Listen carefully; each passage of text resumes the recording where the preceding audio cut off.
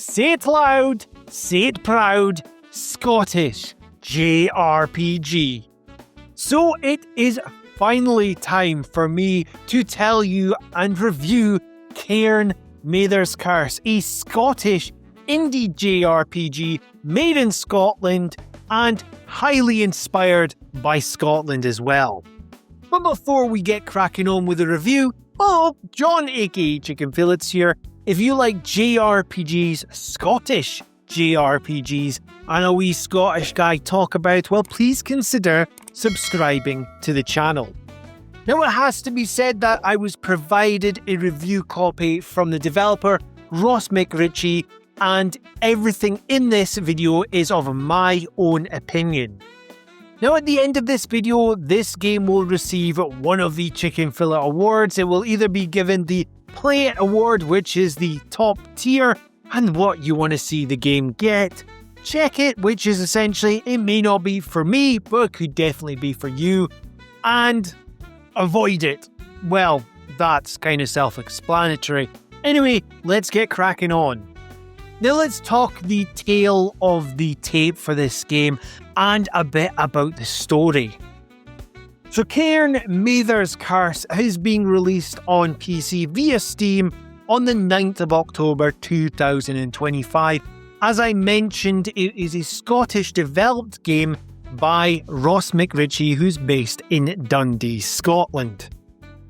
It is a retro-inspired JRPG inspired by the likes of Earthbound. Now let's talk a bit about the game itself and what to expect from this story. Cairn Mathair's Curse is a turn-based JRPG about a boy and his mother in a story that explores loss and family. When a mysterious cult unleashes an ancient curse on their home, Alex and his friends must set out on an adventure, defeating quirky enemies, solving puzzles, and meeting new friends along the way. The fictional world of Albanese reflects growing up in the Scottish Highlands in the early 2000s, with plenty of Scottish humour woven into the characters and story. It promises around 25 hours of story-rich gameplay steeped in Scottish mythology and culture, strategic turn-based combat against cultists, haggis, and even stop signs. There's puzzle solving, treasure hunting, and exploration across a handcrafted pixel art world, a cast of colourful, humorous characters and quirky foes, with an original SNES-inspired Celtic soundtrack. Now, the story which has been presented by Ross is one that really dragged me into this world that he created in Albanese. Amongst the humour, which is well written, and for me, which has a lot of throwbacks to Scottish culture, was a very well written story which mixed in grief as well into it. The likes of Alex, one of our main protagonists who is dealing with loss, also the mystery of these dream worlds and these dream experiences that he's having, and the other characters that we'll meet in various other chapters, the likes of Graham, for example, who is in a castle, a bookworm as such, and there's spooky ongoings in this castle, or the likes of Elaine, who is in a cruise ship, and all sorts of weird and wonderful things happen while she is there. Now, not only is there a well-written story in place as well, the land of Albanese, which has been created, is literally, in my eyes, full of life. Inspired by the quirkiness of Earthbound, this definitely shows throughout the land of Albanese. The interactions that you'll have with varying NPCs, the likes of your party members, other members of Alex's family, for example. Even interacting with inanimate objects will sometimes result in funny interactions. And because of these various interactions that you can have with the land of Albanese and the NPCs, etc., it really made me want to interact with everything, explore every nook and cranny. It really made the world fantastic. And also for the keen eye who will eventually play this game, keep your eye out for a certain NPC. I'll leave you with that. Now, I also mentioned as well that this is a turn-based JRPG. It is heavily inspired once again by Earthbound with its combat.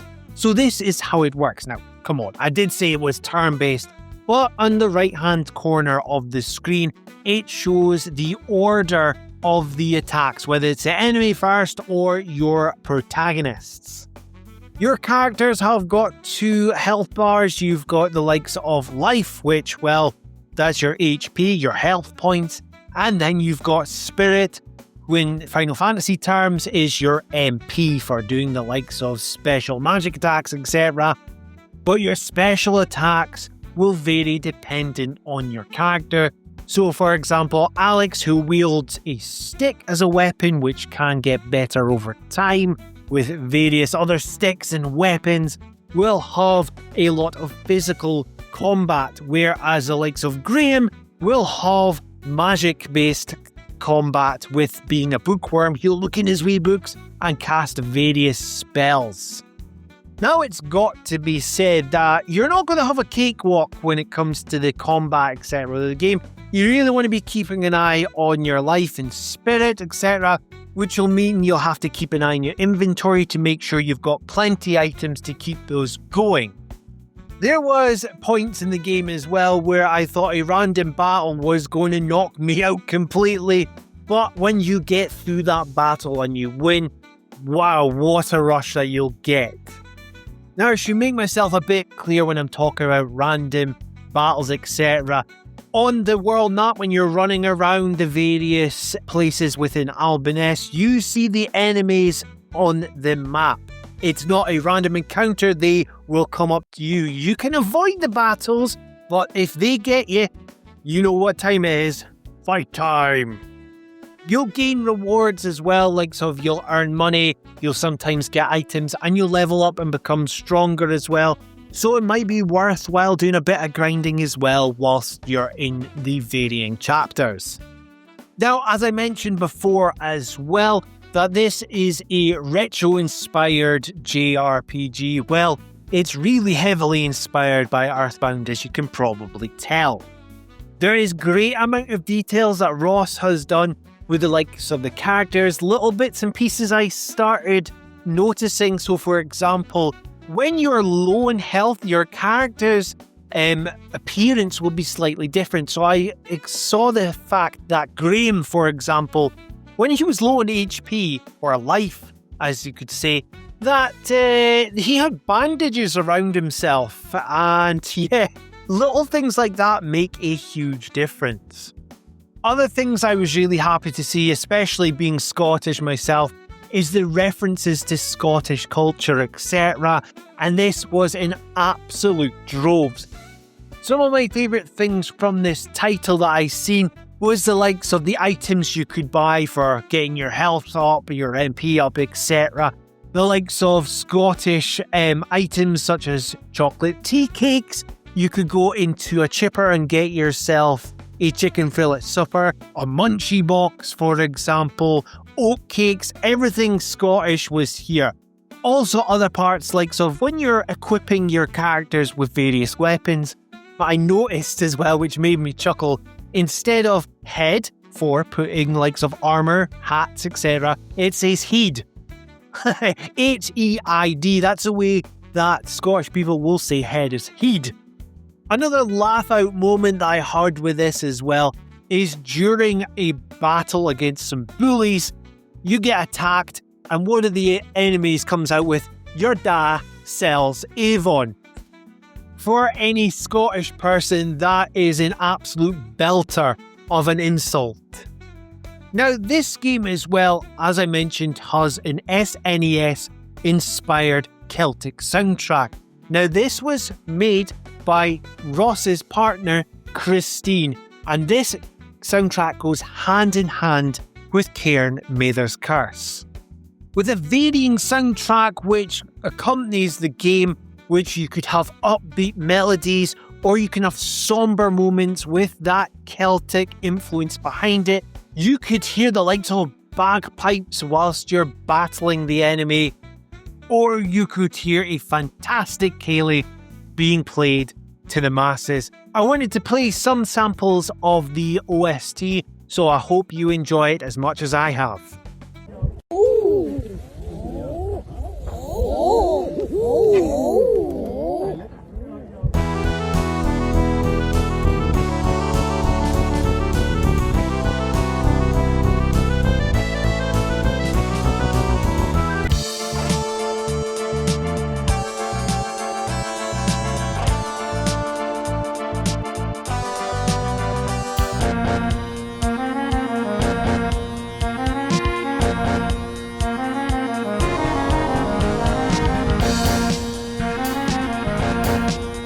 Now when it comes to performance of this game, well, this runs at a smooth 60 FPS. I played this on the Steam Deck exclusively, and the model that I use is a Steam Deck OLED model. The colours really pop out on this, and because this is a retro-inspired JRPG, it is not a demanding game when it comes to battery life either. Also, when I installed this game on with the pre-release build, it was about 1 GB, so it's not really going to take up much space on your Steam Deck. Now overall, with Cairn Mathair's Curse, this has been a game which I've been touting for a very, very long time. I came across this game when searching for indie JRPGs made in Scotland, and I came across this one finding it was in development, and I've kept a close eye on it since. I have touted for this game and I have hyped it up so much. Was it worth it at the end of the day? I'm happy to tell you, and you can probably tell with how positive I've been, yes, this game has been worth the wait, and it is definitely worth the money that you may spend on this game. This game has been worked on for 5 years, and Ross has definitely put his soul into the story, into its presentation, and to make sure that this game works at its best performance. The likes of his partner Christine has produced a fantastic soundtrack which accompanies this fantastic game. So you can guess what rating it's going to get. Yes, it receives the Play It rating, and it deserves your attention, and I'm so pleased to give it this.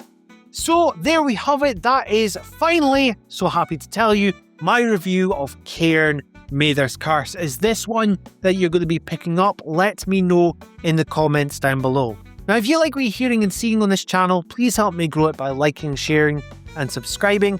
And if you want to be kept up to date with everything Chicken Fillets, you know what to do. Hit that notification bell. This has been John, aka Chicken Fillets, and until next time, tatty bye.